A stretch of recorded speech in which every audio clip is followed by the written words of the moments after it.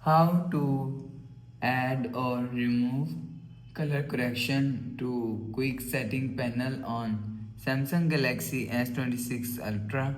So let's start the video. First of all, open control center, so just swipe down. Now here, so click on this pen icon. So after click on this pen icon, click on edit.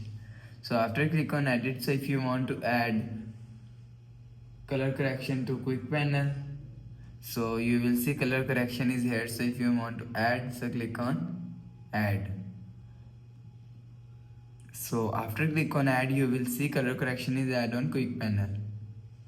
So after the process, click on done and again click on done. So again click on done, you will see color correction is add on quick panel.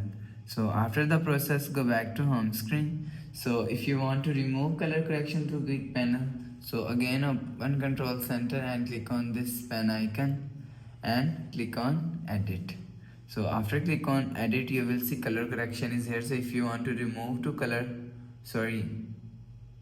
quick panel, so click on this minus icon. So after click on this minus icon, you will see color correction is removed on quick panel. So after the process, click on done and again click on done. So again click on done, go back to home screen. You will see quick panel is removed on color correction is removed on quick panel. So after the process, go back to home screen, refresh phone. So that's how you can add or remove color correction to quick settings panel on Samsung Galaxy S26 Ultra. So if you like the video, please subscribe. Thanks for watching.